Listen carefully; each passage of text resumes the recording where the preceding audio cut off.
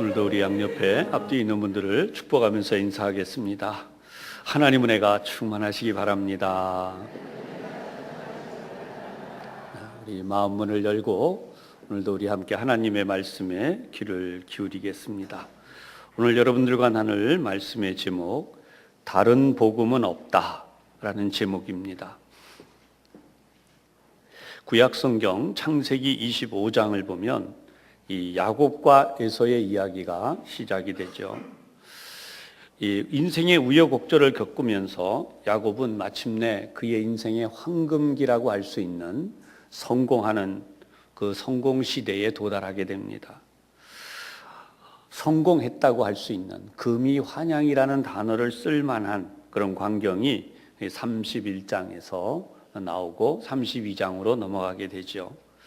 그런데 놀랍게도 이 모든 성공을 한순간에 물거품으로 만들 사건이 그의 앞에 버티고 있었습니다. 그것은 바로 그의 형과 함께한 400명의 사람들이 기다리고 있었다는 거예요. 야곱을 향하여서 오고 있다는 것입니다. 야곱을 흔드시는 하나님에 대한 생각을 이 본문을 통해서 하게 되는데, 야곱은 무려 20년이라는 긴 세월 동안 그의 성공을 위해서 몰입했고 모든 희생을 했다고 해도 과언이 아닐 정도로 성경에 나타난 그에 대한 이야기를 보면 눈붙일 겨를이 없었다라고 하는 표현을 하고 있습니다.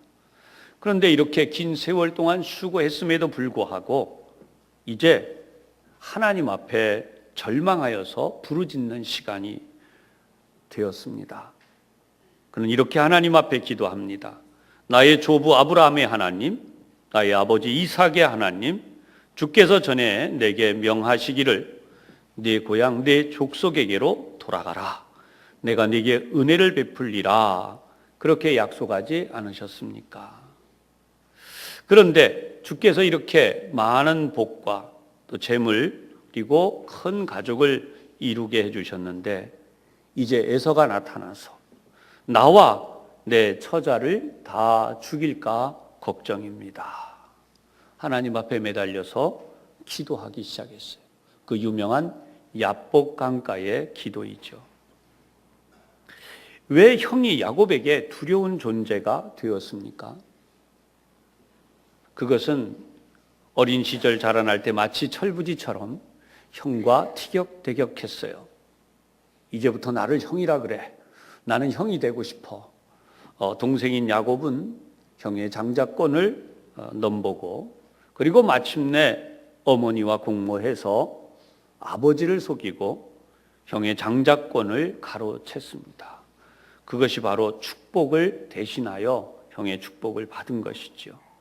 단순히 형 보고 동생이 이제 나를 형이라고 불러 하는 선에서 이제는 형의 축복권까지 가로챘는데, 그렇게 해서라도 성공을 하고 싶었던 그의 마음, 이제 이렇게 나이가 들고 마침내 성공해서 금이 환양을 하고 있는 입장에서는 그것이 아련한 추억처럼 어떻게 보면 20년이라는 세월 동안 희석이 되어지고, 형도 그렇게 좀 그래 줬으면 좋으련만, 근데 형은 그것이 전혀 희석되지 않은 것처럼 지금 무려 400명의 사람들과 함께 자신을 향해 오고 있다고 할 때에 한순간에 지금까지 쌓아온 인생의 공로가 물거품이 되고야만은 가장 처절한 상황에 놓이게 된 것이죠. 사랑하는 여러분, 우리들도 종종 이 야곱과 같이 우리의 성공의 후기에 좌절할 때가 있지 않습니까? 꼭 후기가 아니어도 하나님을 믿고 있는 믿음의 삶을 살고 있음에도 불구하고 야곱이 하나님의 약속을 저버린 적이 없고 하나님을 버리고 무시한 적이 없고 오직 하나님을 사모하고 하나님의 약속을 붙들었음에도 불구하고 이러한 절망 가운데 맞닥뜨리는 것처럼 우리들도 우리가 두려워하는 이유와 정면으로 맞닥뜨리게 되는 때가 있지 않습니까? 그렇게 간절하게 기도하는데 왜 야곱은 형 에서를 정면으로 맞닥뜨려야만 했을까요? 다시 말씀드리지만 분명히 야곱은 하나님을 만난 사람이었습니다. 그리고 그 하나님을 중심으로 살아갔을 뿐 아니라 그것 때문에 그의 인생의 말년에 이런 놀라운 복을 받았던 것이죠. 그러나 야곱은 자신의 이 선한 수고를 생각하며 하나님 앞에 간절히 구하는 것입니다. 기도하며 하나님의 약속을 붙들고 구하지만 더 이상 자신이 하나님 앞에 내놓을 것이 없습니다. 야곱이 하나님 앞에 간절히 기도하며 구했던 것은 무엇이었을까요? 어떤 설교자는 이런 이야기를 해요. 아마도 야곱에게 소위 우리가 생각하는 슈퍼 파워라고 하는 것, 그런 힘이 주어져서 400명의 군대로 다가오고 있는 형들의 그 엄청난 힘을 한순간에 쓸어버릴 수 있는, 정말 그럴 수 있는 기적을 원하지 않았을까? 성경을 보면 야곱은 어찌됐든 하나님의 사자를 붙들고 간절히 매달렸어요. 그리고 그가 할 수 있는 온 힘을 다해서 그 사자를 붙들고 당신이 내게 축복하지 아니하면 나는 당신을 보낼 수 없습니다. 그래서 주의 사자가 축복한 내용이 뭐냐 하면 결국 환도뼈를, 야곱의 환도뼈를 맞은 상태로 그 환도뼈가 위골되어서 제대로 걸을 수 없이 온몸이 삐딱해지고 그나마 일하던 몸이 일도 할 수 없을 정도로 망가진 몸이 되고 말았어요.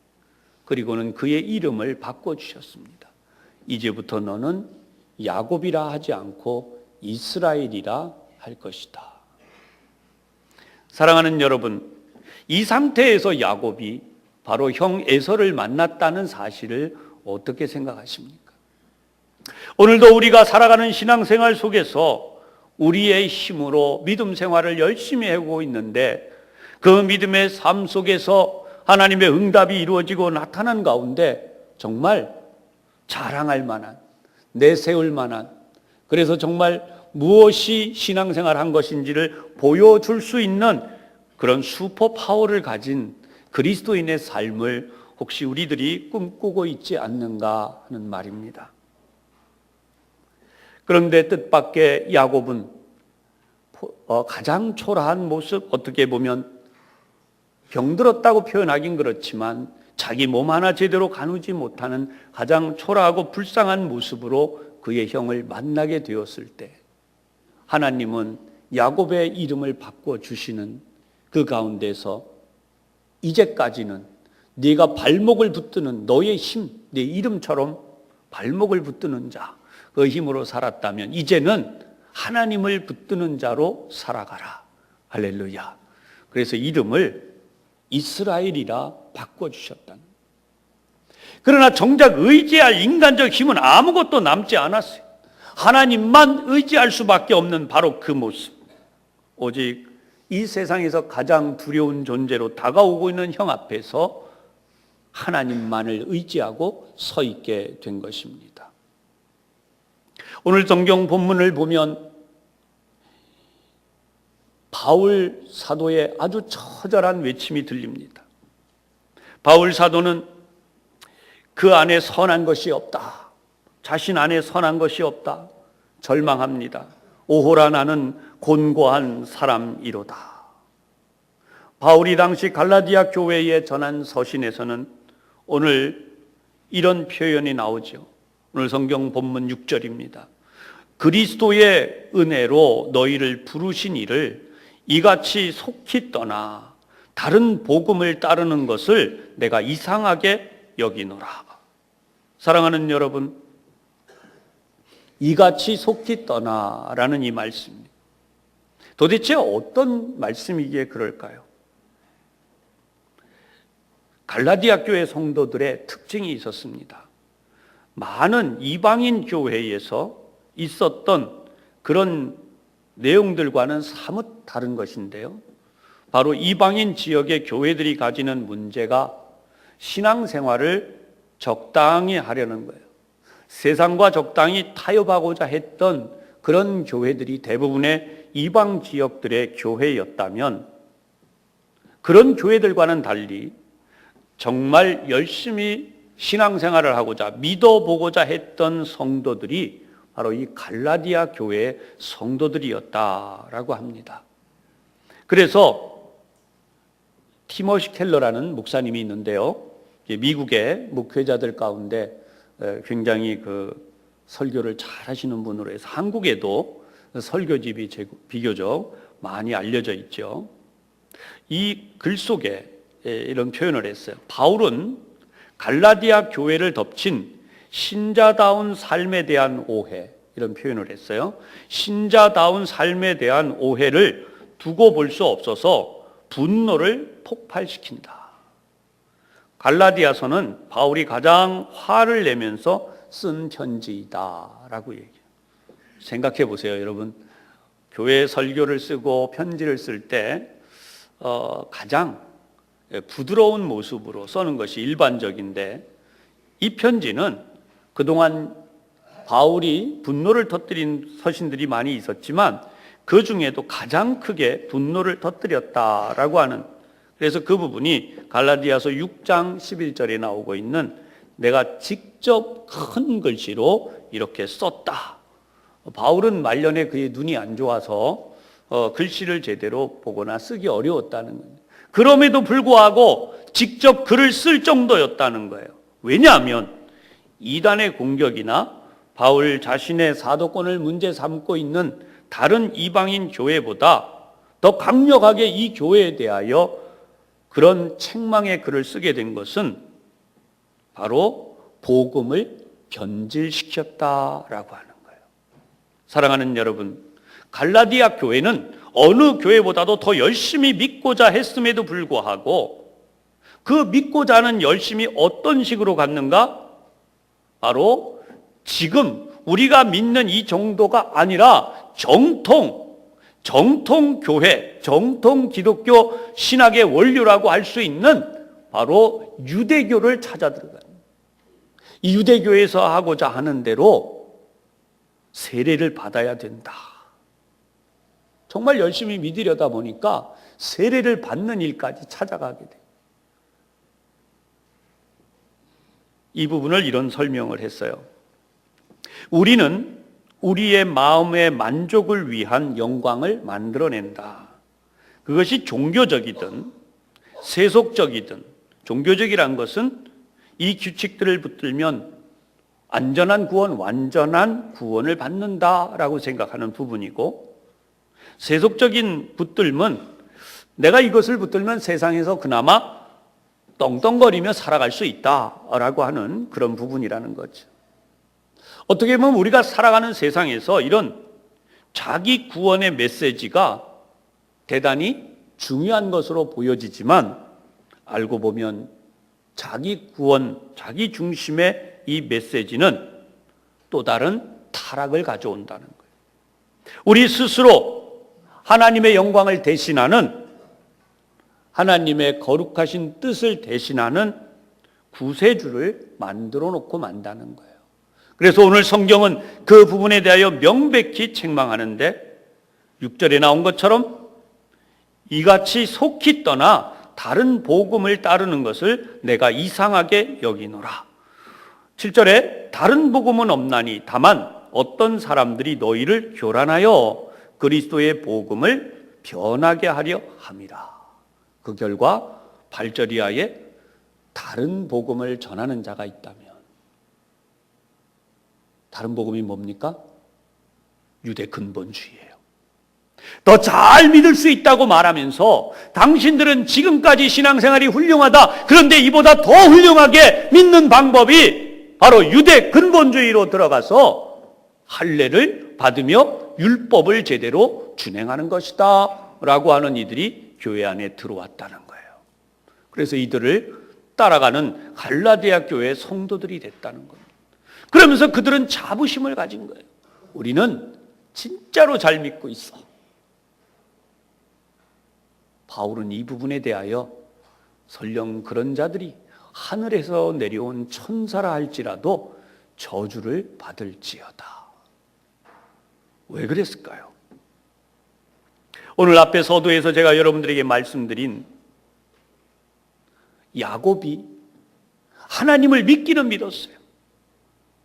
하나님의 말씀을 붙들었어요. 그 약속대로 살아갔어요. 그럼에도 불구하고 그의 삶에서 맞닥뜨린 가장 커다란 문제, 아니 근원적으로 해결되어야 할 문제를 해결하지 않고 살아가도 하나님의 복을 받을 수도 있고 하나님의 약속을 붙들고 살아갈 수도 있고 성공할 수도 있지만, 그러나 그가 정작 하나님 앞에서 진정으로 살아갈 수 있는 그 마지막은 바로 인생의 근본적인 문제를 해결해야 했다는 것이죠. 그것이 바로 그의 속에 있었던 탐욕, 형의 장자권을 가로채며 그리고 형의 그 축복을 가로챈 바로 그 사건이었어요. 세월이 아무리 흘러가도 결국은 하나님 앞에서 바르게 서야만 했기에 하나님은 그의 환도뼈를 쳐서 슈퍼 파워를 주시기는커녕 오히려 그의 환도뼈를 쳐서 마지막으로 하나님을 의지할 수밖에 없도록 만들어 놓으셨다는. 사랑하는 여러분, 우리 자존심 있지 않습니까? 나 예수 믿었어? 20년, 30년, 40년 혹은 내 평생 믿었어? 그러면 내가 사람들 앞에 자랑할 것이 있어요. 아, 예수 믿으면 저렇게 복 받는다. 예수 믿으면 저렇게 대단해진다. 여러분, 그런 거 우리 얼마나 좋아해요. 소위 슈퍼 파워잖아요. 그런데 우리가 믿어온 가운데 절망하고 좌절하고 더 이상 전진할 수 없는, 어떻게 보면 우리가 신앙생활하고 있는데 자존심 있는 내가 교우들 앞에서도 망신스럽고 세상 사람 앞에서도 망신스럽고, 오늘 현대 교회는 더구나 140년 가까운 기독교, 이 개신교 한국교회 역사가 세계에 가장 자랑할 만한 역사인데도 불구하고 지금은 세상에 지탄을 받으며 돌을 맞으며 어떻게 보면 야곱처럼 지금 야복강을 건너야 하는 가장 처절한 운명 앞에 놓여져 있지 않는가 하는 말입니다. 어디 나가서 나 교회 다닙니다, 나 예수 믿습니다 말하는 것이 이제는 부끄러워요. 왜 이렇게까지 되었는가? 야곱이 뭘 붙들었죠? 하나님의 약속을 붙들었지만 그는 성공과 부흥과 자신이 생각하는 승리, 바로 그 부분에 대한 하나님의 약속의 말씀만 붙들었어요. 알고 보면 진짜 하나님을 붙든 게 아니라 성공을 붙든 거죠. 하나님은 그의 환도뼈를 쳐서 위골당하게 하심으로써 노년의 그의 몸마저도 가누지 못하게 된, 아니 지금까지 건강을 유지하며 살아왔는데 사실 그것조차도 어려운 상태가 된 뒤에야 비로소 진짜 하나님을 만나게 되고 하나님만을 의지한 것이죠.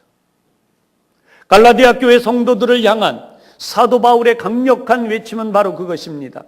너희가 생각하는 복음, 그것은 내가 이미 알고 있는, 그게 아니고 진짜는 바로 예수 그리스도의 십자가뿐이다.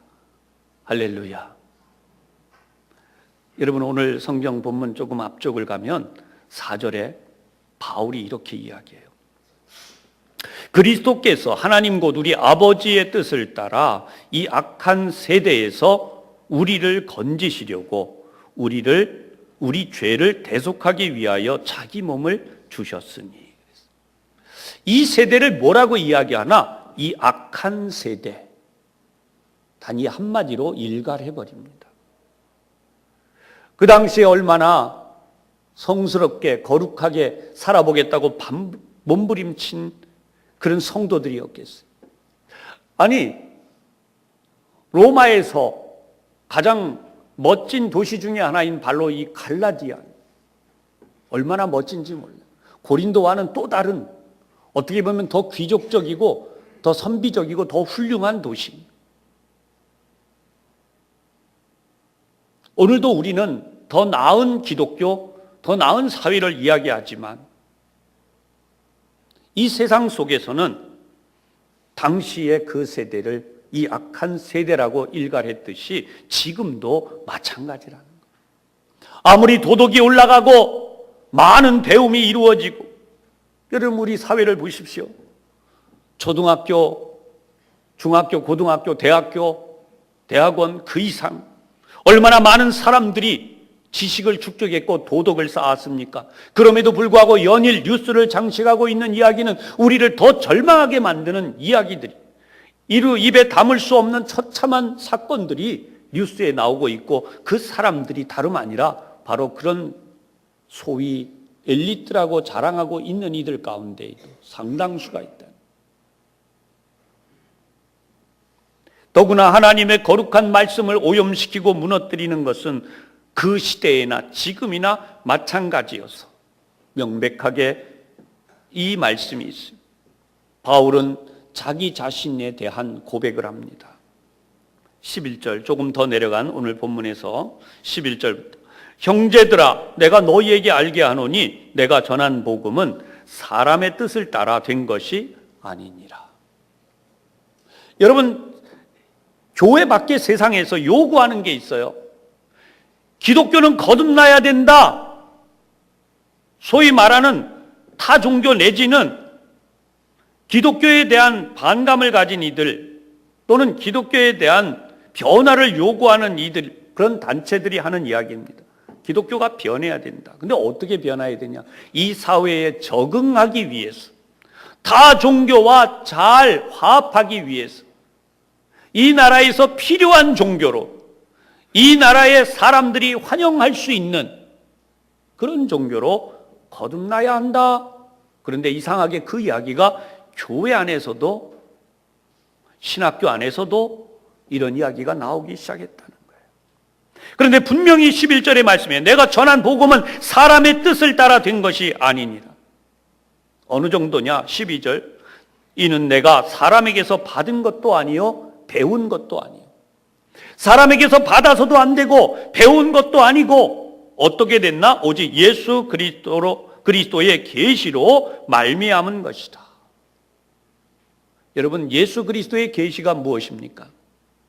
우리 각 사람의 심령 속에, 각 사람의 삶 속에 하나님의 말씀이 들어와서 그 사람을 변화시킨 하나님의 역사적 사건, 그것이 바로 하나님의 계시예요.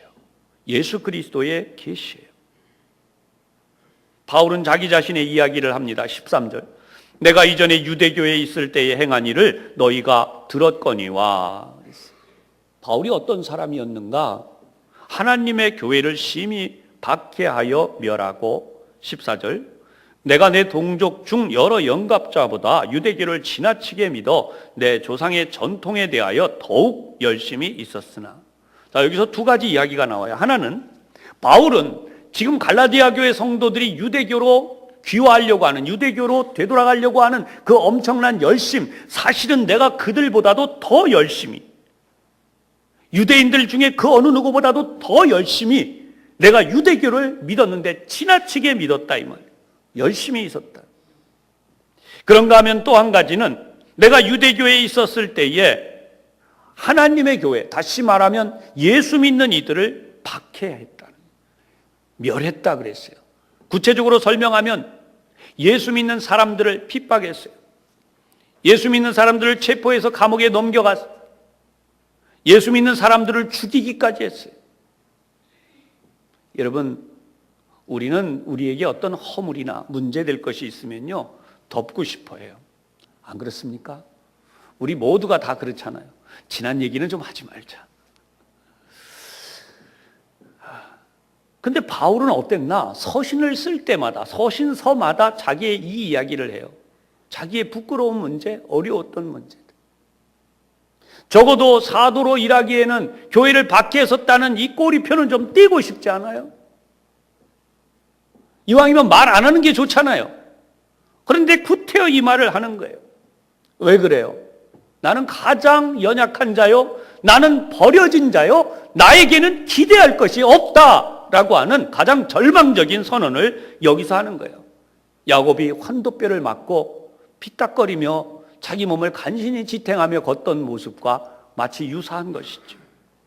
그러면서 15절 이하에 하나님의 은혜를 설명합니다. 하나님은 나를 택정하셨다는 거예요. 언제부터? 어머니의 뱃속에 있을 때부터.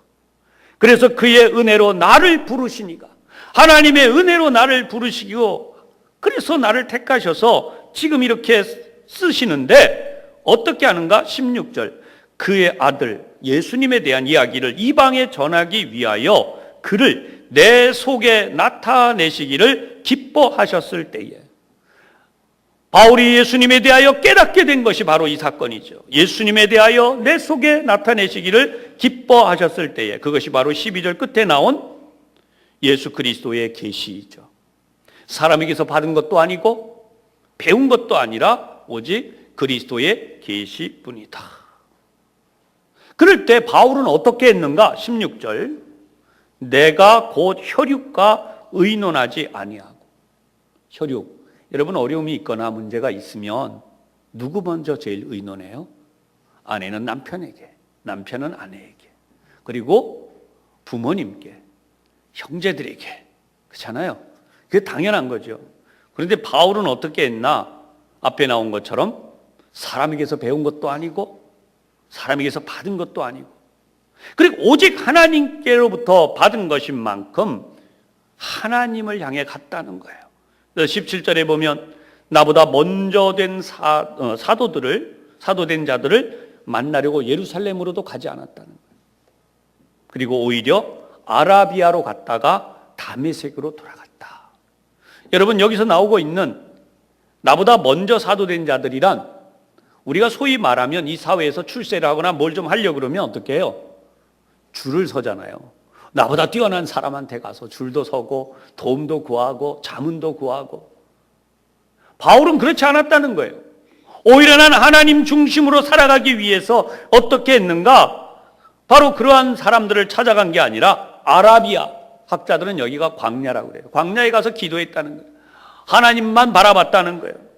그랬다가 다시 어디로 갔는가? 자신을 불러주셨던 다메섹으로 돌아갔다는 거예요. 자기가 박해하려고 했던 것, 거기 있는 사람들이 누가 환영하겠어요? 그럼에도 불구하고 다메섹으로 돌아갔다는 거예요. 그런 다음 3년이 지난 다음, 그 사역을 3년 동안 하다가 3년이 지난 다음 내가 게바를 방문하려고, 18절, 게바가 누구죠? 베드로를 말해요.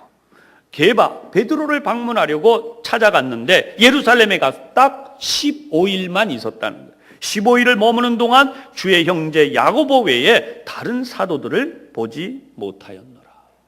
무슨 얘기를 하려는 거죠? 예수 그리스도만이 정답이라는 거예요. 할렐루야. 사람이 아니에요. 사람을 만나려고 하고 자꾸 사람에게 줄을 대려고 하고 사람을 의지하려고 하고.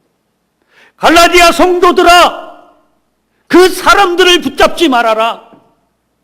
예루살렘에서 왔다는, 유대교를 정말 잘 믿는다는 그런 사람들을 붙들지 말아라. 오직 주님만을 붙들어라. 십자가만을 붙들어라. 할렐루야. 그것이 정답이다 라고 지금 말해주고 있는 거죠. 사랑하는 여러분, 우리는 종교개혁 500주년, 오늘도 우리 기도하신 장로님이 기도를 하셨지만 500주년을 맞이하면서 한국교회에 대한 수많은 반성과 이야기들을 하고 있어요. 이 세상에 완벽한 사람이 없는 것처럼 완벽한 사람들이 모이지 못했기 때문에 완벽한 교회도 없다는 것이죠. 그런데 우리는 이런 생각해요. 교회 건물을 아름답게 짓고 어찌어찌해서 사람들이 많이 모이고 헌금이 늘어나고 그러면 여러분 이것이 부흥이라고 생각을 합니다. 지금까지 지난 세월 동안 한국 교회는 그렇게 흘러왔다는 거예요. 높은 건물, 많은 성도들, 그런데 그런 교회에서 터져나오는 대형 사건들, 과연 이런 부분들을 어떻게 볼 것이냐. 한국교회의 시작이요, 복음 전파의 산실이라고 할 수 있는 평양신학을, 여러분 당시에는 오늘날과 같은 높은 학문을 소지한 이들이 목회자가 된 적이 없어요. 초등학교, 중등학교, 고등학교, 대학교 이런 데를 나온 이들이 성도가 된 것도 아니고, 목회자도 신학대학교, 신학대학원 그리고 석사, 박사 학위까지 소지한 이들이 즐비한 것도 아니었어요. 그 당시에 평양 대부흥을 이끈 주역들은 우리가 말하는 이런 학위가 없을 뿐만 아니라 오늘 우리가 말하는 엘리트 환경에서 자라난 이들이 아니었어요. 오히려 인격적 결함과 흠으로 가득해서 도저히 목회자가 될 수 없는 그런 사람들이, 대표적으로 예를 들면 김익두 목사님, 주먹을 휘두르는 깡패였어요. 온 마을을 괴롭힌, 우리나라 최초의 선교사라고 제주도에 선교사로 파송됐다고 하는 이기풍 목사님 역시 주먹을 휘두르는 깡패. 그 많은 대부분의 신학생들 가운데에 제대로 된 선비들이 흔하지 않았다는 거예요. 교인들이 대부분 사대부나 양반들이 아니라 오히려 평민이요, 장사치들이요, 그리고 종들이 주류를 이루고 있었습니다. 그들에 의해 하나님의 복음이 이 땅에 전파되어 나갔던 것이죠.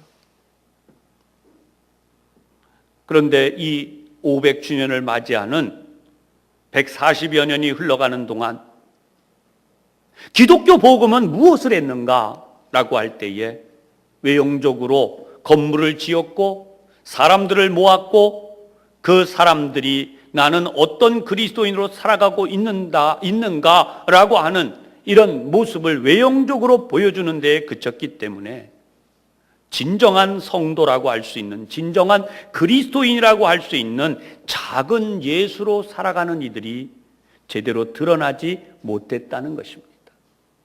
진정 작은 예수로 살아가는 이들이 분명히 있음에도 불구하고, 사랑하는 여러분, 극적인 예를 하나 들면 이런 것이죠. 신앙생활을 제대로 못하는 분이 있습니다. 좀 쉬운 말로 합시다. 술, 담배를 못 끊었고 또 여성들을 이렇게 좀 탐하는 이런 사람이, 돈에 대한 재물도 포기하지 못한 사람, 이런 사람이 예수를 믿었어요. 사람들로부터 교회 다니는 사람, 거룩한 사람, 어떤 큰 좋은 교회를 다니는 사람 어깨가 으쓱합니다. 마침 그래서 전도하는 프로그램에 담당을 해서 아는 사람을 이렇게 전도해서 데려왔어요. 나 교회 다니니까 이렇게 좋다. 너도 예수 믿고 좋은 경험을 해라. 그리고 막상 데려왔어요. 그런데 교회를 데려오고 보니까 문제가 생겼어요. 내 삶이 거룩해지지 않은 겁니다. 폭언과 욕설도 나오지요. 술과 담배도 못 끊었지요. 이상한 세상적인 그런 것도 못 버렸지요. 여전히 재물도 탐하는 모습에서 깨끗하지 못하지요. 그러다 보니까 옆에 데려온 사람에게 뭔가는 보여줘야 되겠는데 그게 안 되는 거예요. 결국 자기의 그런 모습이 적나라하게 드러나니까 거짓과 위선이 되고, 이 모습을 실망한 사람은 전도 받아왔다가 오히려 내가 너보다 깨끗하게 산다, 그리고 교회를 나가버리고 있는 것이 오늘의 현실이 아닌가라는 거죠. 사랑하는 여러분, 바로 이렇게 된다면 우리가 그리스도의 모습으로부터 멀어지고 그리스도의 모습으로부터 멀어진 이들 때문에 교회의 영광이 훼손될 수밖에 없지 않습니까? 아무리 교회에 전도를 해서 데려와도 변화되지 않은 이들이 교회 안에서 하나님의 사랑을 제대로 전하고 체험하게 하지 못한다면 여러분, 그 전도해 온 것이 무슨 의미가 있겠습니까? 왜 하나님의 교회를 나옵니까? 세상에서 경험하지 못한 사랑, 세상에서 볼 수 없었던 깨끗한 삶, 세상에서 그 어느 것에도 위로받을 수 없는 그런 삶이 바로 교회 안에서 하나님의 사랑을 받음으로 해결받는데, 이 사람들이 하나님을 믿는 사람들이구나, 내가 이들과 함께 살아야겠구나 라고 할 때에 그 교회가 부흥하지 않겠습니까? 성도 여러분, 교회에 누군가를 데려오면서, 아니 우리 자신도 신앙생활을 하면서 적어도 교회 안에서 신앙생활을 하려면 상처받지 않아야 돼. 그래서 일정한 담을 쌓아놓습니다. 바리케이트를 쳐놓습니다. 그리고 그 속에서 안주하려고 안간힘을 씁니다. 누군가에게 나에게 이런 부분을 깨려고 하면 방어를 하고 이것을 넘어 들어올 때에 나는 도망가는. 여러분, 정말 이것이 진짜 신앙생활일까요? 우리가 정말 해야 되는 것은 나의 변화라는 거예요. 갈라디아 성도들에게 바울이 외치고자 하는 것은 진짜 그리스도인이 되라는 것입니다. 내가 하나님 때문에 행복하고 내가 하나님 때문에 기뻐하면 그것이 바로 진정한 교회의 부흥이라는 거예요. 숫자가 늘어나고 헌금이 늘어난 그 결과로 지금 일어나고 있는 이 현상이 아니라 오직 예수님만 붙들고 살아갈 때에 야곱의 환도뼈를 지신 하나님의 뜻이 무엇인가를 깨달으면서 오늘 하나님만을 의지하는 삶으로 나아갈 때에 내 가진 재산도 아니요, 내 건강도 아니요, 내 인력 관계, 인척 관계도 아니요, 내가 지금까지 쌓아온 어떤 성공도 아니요, 오직 하나님을 중심으로 살아가고자 할 때에 주님만이 내 인생의 전부입니다. 여기 진짜 부흥이 이루어진다는 것. 그것이 바로 평양대부흥이요, 종교개혁 500주년을 외치는 일, 말씀으로 돌아가자라고 하는 바로 그 핵심이라는 것입니다. 사랑하는 여러분, 야곱은 하나님의 약속 때문에 믿음을 가졌습니다. 그러나 그 하나님의 약속을 붙들고 간 결과 절망하게 됐습니다. 왜냐하면 자기 안엔 선한 것이 없기 때문이죠. 하나님의 말씀대로 살고자 하니 더 힘들어진 것이죠. 형을 만날 수밖에 없는. 그러나 그가 환도뼈를 맞고 그의 의지하던 모든 것을 내려놓고 가족, 그동안에 모은 재산, 그동안에 자기의 성공의 모든 것을 형이 없애면 없어질 수밖에 없는 하나님께 맡겨드립니다. 하나님을 더욱 신뢰하고 믿음으로 마침내 모두 지킬 수 있었던, 완전한 승리를 거둘 수 있었던 것, 하나님의 약속 때문에 승리하게 된 것이죠. 오늘 우리의 삶도 마찬가지입니다. 한국 교회도 마찬가지입니다. 위기가 닥쳐올 때 하나님의 약속 때문에 믿음을 가지게 되고, 그러나 그럼에도 불구하고 내 안의 악함 때문에 하나님의 말씀 앞에서 절망하게 되고, 그러나 하나님이 다시 한번 나를 세우실 때에 우리는 하나님의 약속 때문에 승리하게 된다는 사실입니다. 골로새서 3장 3절에 이 말씀이 있어요. 이는 너희가 죽었고 너희 생명이 그리스도와 함께 하나님 앞에 감추었음이니라. 아멘. 오늘 진정한 믿음의 승리가 여러분들에게 이루어지시기를 주님의 이름으로 축복합니다. 기도하겠습니다. 하나님 아버지, 오늘도 저희들을 사랑해 주시니 감사합니다. 이 거룩한 말씀을 붙들고 절망에 가득 찬 세상, 무너지고 있는 삶의 자리를 향해 다시 한번 화해와 치유의 하나님의 사자로 나아가기를 원합니다. 저희들을 사용하여 주시고 우리 교회를 사용하여 주옵소서. 예수님 이름으로 기도하옵나이다. 아멘.